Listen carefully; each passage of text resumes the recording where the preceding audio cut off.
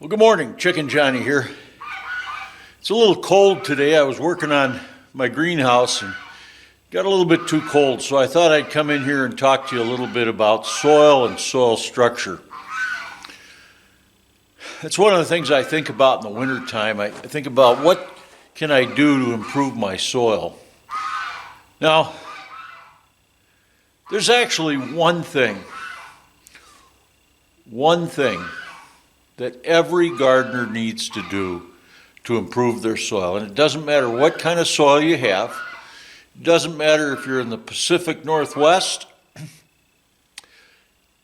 you're out east, down south, up north, or here in the Midwest. There's just one thing that every gardener, every farmer needs to do in order to improve their soil. Now stick with me on this video because that is what I'm going to reveal. I'm not going to wait until the end to reveal it, but first I have to give you some ground information. In other words, some information about the ground. Sometimes we use the term soil. Other times we use the term dirt. What's the difference between soil and dirt? Well, it's kind of like this. I used to have a neighbor who was a pig farmer, and I walked up to him one day and I said, "You got some nice pigs here." He said, "Yeah, I think these are some pretty nice pigs." Well, about 10 or 15 minutes later, his brother-in-law, who is from the city, he came out and he looked at the pigs in the field and he said, "Boy, you've got some really nice pigs out here." And my neighbor turned to him and he said, "Son, those are hogs." See, in a way, that's the difference between dirt and soil. The difference is who's talking about it.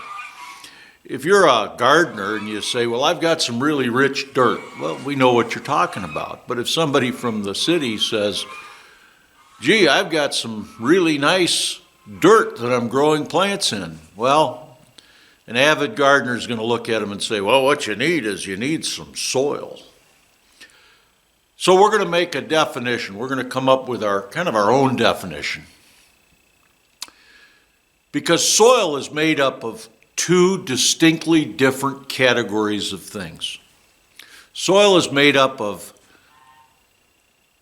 non-organic or inorganic material, and it's made up of organic material. So everything that's inorganic we're going to call dirt, and we're going to call the mixture, the blend, the aggregate of the organic and the inorganic material, we're going to call that dirt. But then when we add living organisms to that dirt, we're going to call it soil.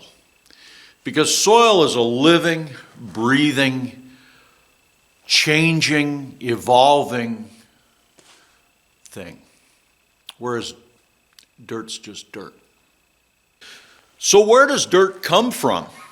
Well, most of your inorganic material is rocks that have broken down in the weather, the cold, the wind, erosion from water, the rocks just kind of falling down and breaking into smaller bits. Now, when God created the heavens and the earth, he created both dirt and active soil and mountains and rocks. Everything was here. But the plan for replenishing the dirt and the soil, because a lot of it gets eroded with the wind, the plan for replenishing it was big rocks. So as the big rocks become little rocks, the soil, or the dirt part of the soil, the inorganic part of the soil, is rebuilt. The organic part of the soil is being rebuilt when things die on the dirt. When birds die and insects die and plants die and trees die, all those things, as they die on the ground, they become the organic portion of the soil. But where do those life forms come from, and what are those life forms? Well, Initially, when you first put some dirt down that's been completely eradicated, in other words, there's nothing living in it, you put that down. Initially, you're going to get bacteria in that soil. That's going to be the first thing that starts to come to life in the soil is bacteria. And it's in the air, it's blowing all over the place. There's bacteria everywhere. There's going to be bacteria right next to where you put the soil, and that bacteria is going to make its way into the new soil. It's the first thing that comes in. The second thing that comes in is funguses. And so you've got bacteria and fungus, and that's important. We want a good balance of bacteria and fungus. But why does it happen that way? Well, bacteria, for the most part, will break down the larger pieces of organic matter. Because when you put organic matter in soil, sometimes that organic matter, that dead stuff, it could be a buffalo. Well, a buffalo's not going to be ready for plants to grow out of. So the living material breaks down that buffalo. The bacteria, the pathogens, the funguses, the molds. You remember, fungus is made up of two different types. You've got molds and you've got yeasts. So they break down that living, or that formerly living organism, whether it be a buffalo or a mosquito, whether it be a plant that died or a tree that fell. They break those organic materials down, and what you end up with eventually is humus material. Humus material is what we want in our soil. So humus material is still organic material. It's still formerly living material. But it's broken down small enough that we can grow things out of it. Now, you don't need much humus material, really. Have you ever seen a tree growing out of a rock? Well, that's because that rock split, and the split in that rock got filled up with organic material. Living organisms came and broke down that living material, and pretty soon you had soil, living soil. So, let's talk a little bit more about the inorganic side. The inorganic side is, as I said earlier, rocks that have broken down from large rocks to little rocks to little rocks to eventually sand. Once it reaches the stage of sand, and there is a scientific definition for the screen size that becomes sand, I think it's somewhere around 1/8 of an inch. Once it becomes sand, then it becomes part of the dirt. As it breaks down even further, it becomes silt. Silt is sand that's smaller. The silt breaks down and it becomes clay. The smallest particle of the inorganic side of your dirt is clay. Now, sand, silt, and clay act differently. Clay is very flat. The smallest particles of clay are flat platelets, and they carry a plaque on them. That's a little bit beyond what I'm going to talk about today, but that plaque holds those platelets together, and they overlap and they create larger pieces of clay, and they need to be broken up. On the other hand, if I have a lot of sand in the ground, well, then there's nothing to hold the root structure down in the ground. The wind will come along and blow my plant away, or the rain will come down, and this happens frequently. The rain comes down and it washes all of the minerals away from that sand. Now, bear in mind that when those big rocks break down into little rocks, those rocks are made of something. Rocks are about 60% feldspar. Then it's another, 20% quartz or something like that, and then there's other elements. But along with the feldspar and the quartz, you also have iron and copper and nickel and magnesium and molybdenum, sulfur. You have salts, sodium, chloride, along with a lot of other things. There's a lot of potassium, in fact, in rocks. And when they break down, the sand is made up, has all those little minerals in them. The silt has all those minerals in them. In fact, the clay is filled with minerals. The color of clay is based on its mineral content. The color of silt is based on its mineral content. And the same with the color of sand. Now, some sand, of course, beach sand, for example, is going to have a lot of crushed coral and a lot of crushed shells.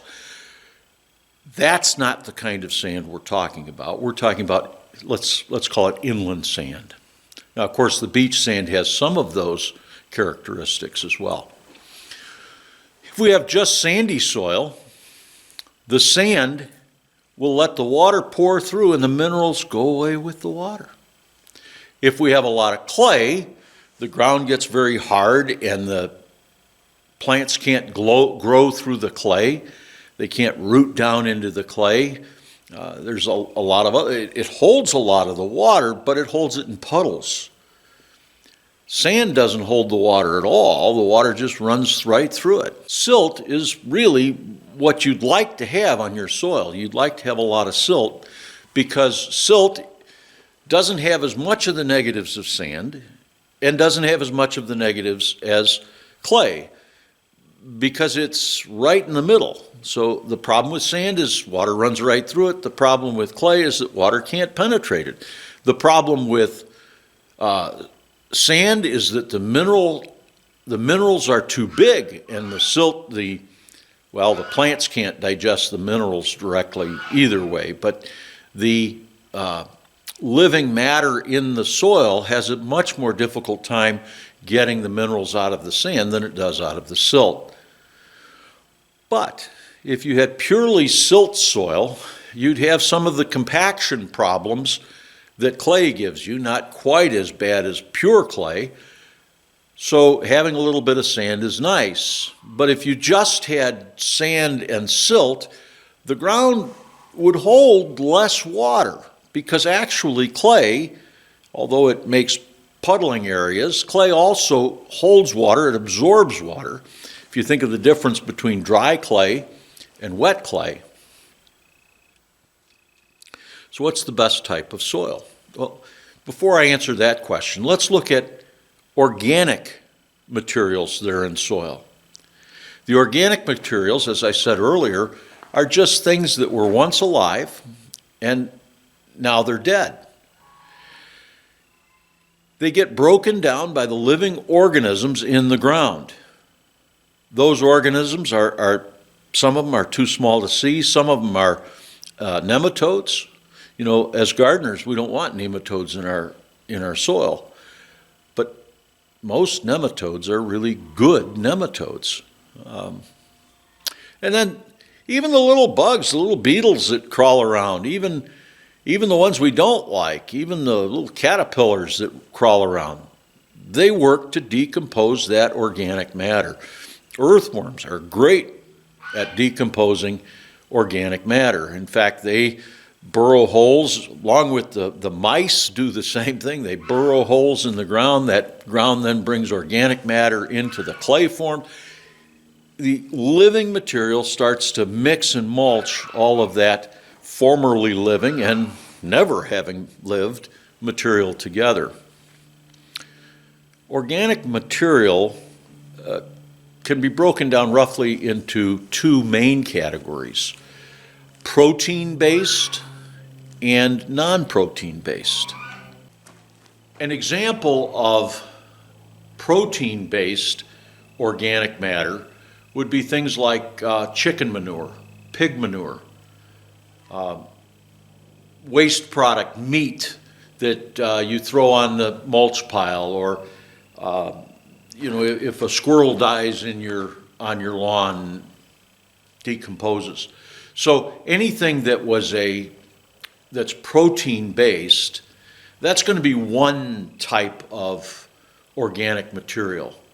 Another type of organic material is going to be things that aren't protein-based, things like plant matter and horse manure and cow manure. manures that come from vegetarians. Now, the differences between these two manures has to do with the bacteria content. In the case of protein-based manures, they have a very high pathogenic bacteria rate or amount, whereas the non-protein based, the pathogens are much weaker and less likely to live through the decomposition process. All organic material needs to decompose, and if we're going to put large amounts of organic material on our field, we need to make sure that it's either decomposed already or we put it on the field in the fall. So if it's a non-protein based organic material, something like horse manure, cow manure, goat manure, sheep manure, you can put that on the field pretty much directly. And you can do that in the fall of the year, just spread it out. You can spread it out even through most of the winter. You want to make sure that you're not spreading that once you begin to work the soil. Once you begin to work the soil, you only want to put in composted, well-composted material. What I mean by that is working the soil for the spring. And it's got nothing to do with working the soil. It has to do with the timeline of the things that you're going to do. You don't really want fresh manure on the ground as you're planting new seedlings in. The manure is going to be too nitrogen hot. If you're going to spread non-protein based manures onto a field, it needs to have at least 4 days where the temperature, the core temperature of that manure pile has been up over 140 degrees, and that'll kill a lot of the pathogens. That'll kill the pathogens on the inside. The problem is you're going to bring some of the outside material as well. If you're going to put protein-based manure like chicken manure, pig manure, human manure, if you're going to put that on the fields, you need at least 3 years of composting. And I wouldn't recommend messing with that at all as an amateur gardener or even as a small farmer. The equipment necessary to make sure you're doing that safe is very expensive and highly technical. It's just a lot of work to do. There's companies that's all they do is create compost. In fact, I don't do any of my own composting here other than what composts on its own out in the field. We bring in horse manure and we bring in compost when we need it, when we're going to use it. We bring it in from a professional.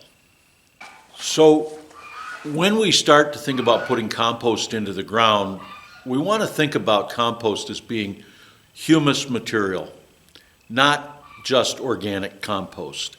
A tree limb is organic compost. You don't want to wait for that tree limb to decompose in your field. Now, if you're doing hugelkulturs, then that's technology that's appropriate, in that case. But if you're trying to do a garden where you're going to use a tractor to do some of your tillage, or even you're going to use hand tools to do your tillage, you don't want to be in a situation where you're hitting big sticks and big ruts, any more than you'd put rocks in the field and hope that they decompose and make sand and minerals. You want to make sure that the material you're putting on the garden has decomposed enough that it's just made up of humus material. So that's well broken down compost. There's great things in that compost. Just like in the broken down rocks, you've got a lot of minerals. In this broken down compost, you've got some really important things. There's nitrogen in there. There's phosphorus in there. There could be potassium in there. But along with that, you've also got tons of living organisms. Because whether you did the mulching at your own yard or you got the mulch from somewhere else, there are thousands and thousands of microscopic organisms in there, as well as some other living organisms. So as you mix that humus material in with your inorganic rocks and minerals, or sand and clay and silt, you end up creating a living soil. So what are some things that we have to do in order to improve our soil? Because very few people are going to have all sand on the ground or all clay. You're going to have a varying mix of sand and clay and silt. If you look out over my field,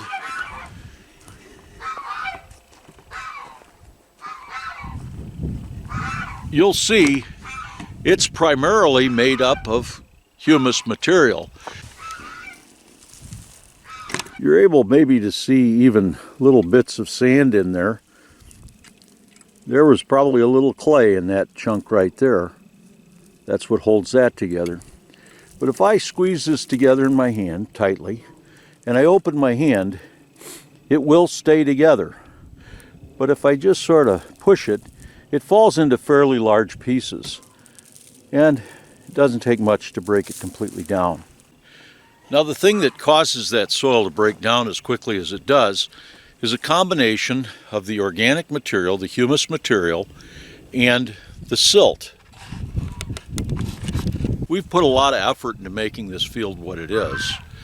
We've put lime on the field, and we've put compost on the field. I put a lot of manure on the field, both horse manure and occasionally cow manure. I've got better access to horse manure, that's why I use more of that. We also use some commercial fertilizers, and one day we'll talk about the benefits and the drawbacks to using some of the commercial fertilizers. My soil is silty soil, and the way that I improve my soil is by adding organic humus material on top of that soil. And the way I do that, we use cover crops, although it's kind of difficult. The timing has to be perfect for us to be able to use cover crops. I tried using cowpeas this year. It really didn't work out that well. I've also tried using buckwheat. That works out relatively well. Sun hemp works out fairly well. But you have to have something that you're going to be able to plant either in with the crop that you're growing, or planted after, and it has a long enough growing season. Now this year, we might have been better off. The cowpeas didn't do so well, but I think if I had planted this field in buckwheat, I'd had probably a good 6-8 inches of buckwheat on the soil right now. In the spring then, we till that into the soil. We choose to till it in, others choose to just crimp it on top of the soil and plant into that residue. But that's how you improve silty soil. So how do you improve clay soil? Well, what you have to do to improve clay soil is you need to add humus material, organic matter. So decomposed compost, horse manure, cow manure, sheep manure. You need to add this compost, and what the compost does is the living organisms in that compost will drill down into the clay and make little fissures, little channels in the clay. You know, that's one time, and you don't want them, but mice and rats do a lot of trenching, a lot of digging, and they'll dig a field up, and they'll leave it improved somewhat, but you don't really want rodents in your garden. The best thing is to get a good pile of earthworms. Now, in the summertime, when the sun is beating down on this soil, I can dig down with my hands and I can come up with earthworms. Right now, the ground is so cold, the worms have gone deep into warmer spots. But the worms, in combination with the organic material, will break down that clay and break down the barrier that clay presents to water passing through it, irrigation. So what do you do if you have sandy soil? Remember, sandy soil can't hold the elements and it can't hold the minerals because the rain comes through and washes all of that away. Well, with sandy soil, you need to add organic material. The humus organic material will bring in that living organisms and they will break down that sandy soil. They don't really break it down. The weather breaks it down. It eventually becomes silt. But what they really do is they fill in all the gaps between the sand. And the living organisms bring that humus material down into the sandy layer. And you'll add humus material every year for many years to where that becomes a sandy soil. My soil was originally very humus. The whole corner back over here, I don't know if you can quite see it, but it's where I planted the acorn squash and the spaghetti squash last year, and then on this side I had the watermelons. That whole area gets really wet because it used to be a peat bog. And so that peat moss, the dead peat moss, has become a really good source of humus material for me. Any soil structure you have, any type of soil that you have, whether it's Pacific Northwest, whether it's South Florida, whether it's South Carolina, Georgia clay, or Midwestern silt soil, the way to improve it is to add organic material. Now, some of you may be wondering, you say, well, John, I didn't think you were an organic farmer. You're talking all about organic materials, but you're not an organic farmer. Well, the fact is, you can't not use organic material. You have to use organic material. It's my pleasure to use it. It does great things to my soil. It's the use of commercial fertilizers that sets me apart from the organic farmers. And we'll talk someday about why I choose to use commercial fertilizer. But listen carefully. If I get enough organic material in my soil, and if I can balance out the bacterial fungi, or the bacteria and the fungi, I can probably put much less commercial fertilizer, maybe even no commercial fertilizer, on most of my crop. There are a few crops that I choose to use it on, heavy feeders. I add boron to my beets. Now, boron is organic, but I use some of those things, and I use some synthetics on onions and that type of thing. Well, listen, I've taken up enough of your time. I hope you've enjoyed hearing me sort of ramble on about soil. Most of it you probably already knew. Some of it might be new and helpful. The thing that I want you to get out of this, though, is that your soil is made up of organic material that used to be alive, inorganic material, which is mostly rocks. It's certainly all minerals, but mostly rocks. But it's the living organisms that makes the soil soil. Without the living organisms, it's a bunch of dirt. I'm Chicken Johnny, and Mitzvah Shem. We'll see you again. Eat your vegetables. Hey, if you enjoy this content, go ahead and subscribe, hit the like button, leave a comment. If you don't like it, let me know why. Hit the subscribe button and give it a thumbs. If you don't like it, give it a thumbs down. What do I care? I'm Chicken Johnny. Have a great day.